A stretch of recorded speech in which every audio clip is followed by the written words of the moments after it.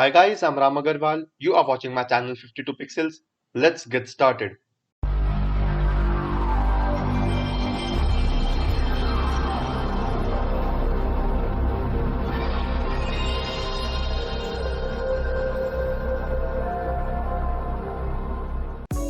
Hi guys, in this tutorial we are going to see how to retouch face using Face Aware in Liquify.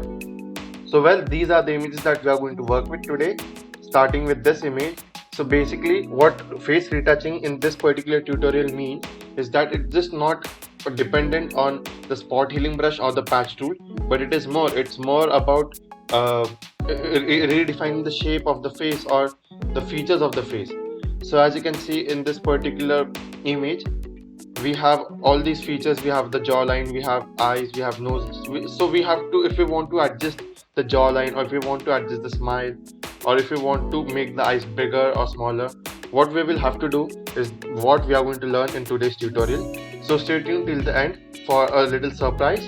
But now to get started, what we are going to do is just first right click and convert this image to a smart object, as always, because we don't want to be destructive with our image.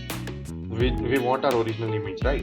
Now go to filter, and under filter we have the option called as liquify. We have already worked with this liquify tool, so now it's not a big deal for us.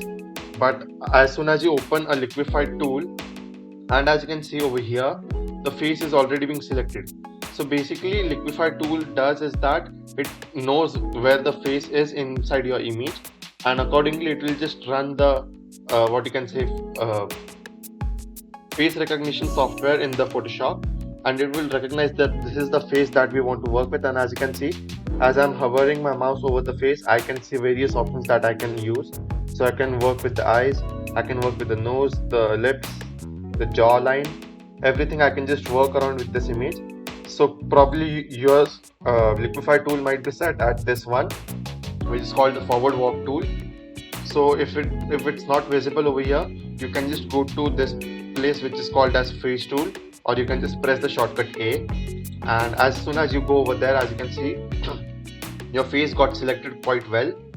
Now to start working with this tool, here we have some options which must be looking like this in your Photoshop. So it must be looking somewhat like this inside your Photoshop. So what you are going to do is just go to the Face Aware Liquify, and under Face Aware Liquify we have the option called as select face #1, which is this is face number 1, because this is not a group image, this is just a single image with a single face. So that is just going to select by default face 1. Now under this we have the options for eyes, nose, mouth and face shape. So first let's start with working with the eyes. So we have options for working with the eye, like eye size, eye height, eye width, eye tilt, eye distance. We have everything that we can work with using the eyes. So if I just want to increase or decrease the eye size, I can just use this slider and work around with the eye size. But as you can see, with this only the left eye is getting changed, not the right eye.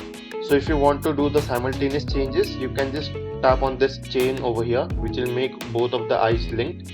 So even if you work with one eye, the same settings will get applied to the second eye. So if I want to make smaller, I'll take them to -100. If I want to increase the eye size, I'll just take it to +100. So I want to reduce these, I'll go to probably around -50, somewhat like this.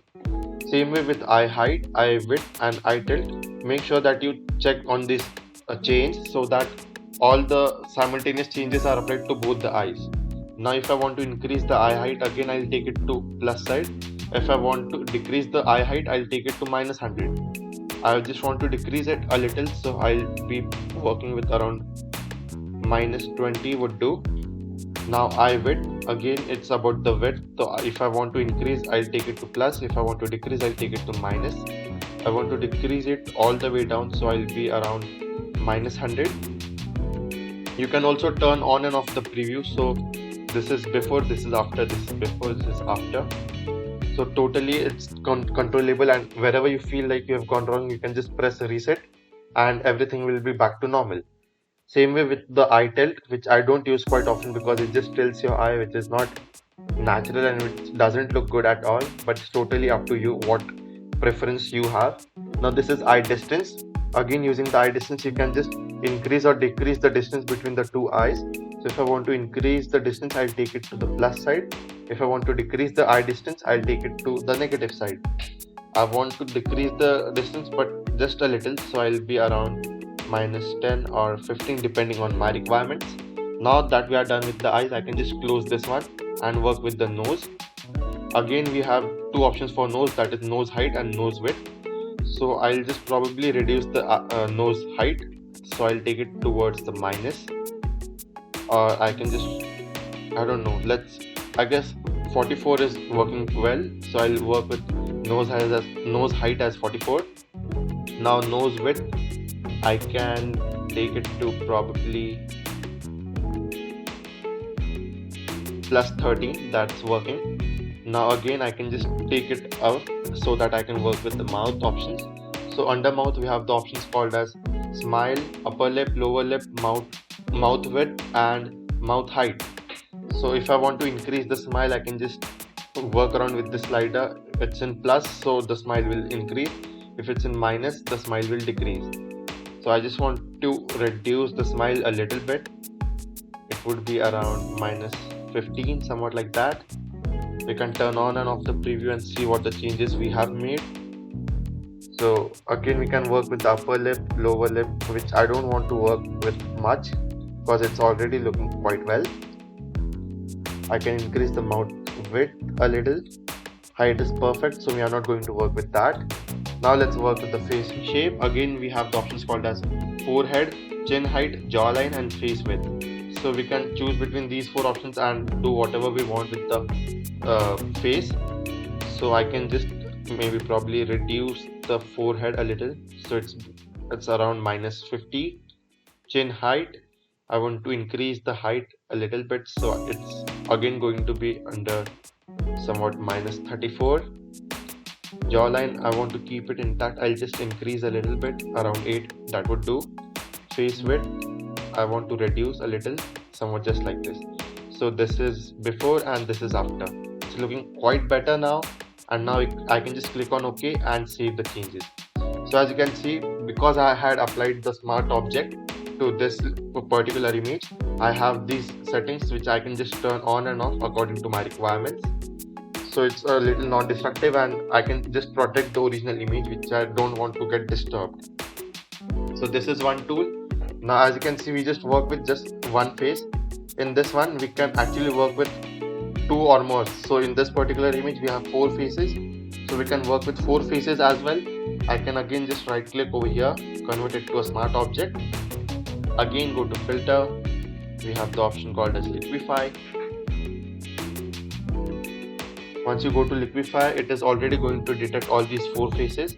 And as you can see, in face aware liquify, we have the option as select face.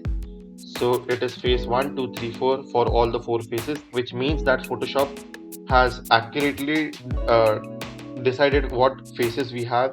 So we have 4 faces, and face recognition has already worked quite well in this one. So let's see which is face 1.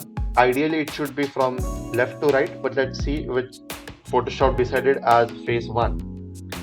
So let's increase the face shape just to determine which face it is. So this one is face 1. I guess this one is going to be face 2, face 3, and face 4. Let's see.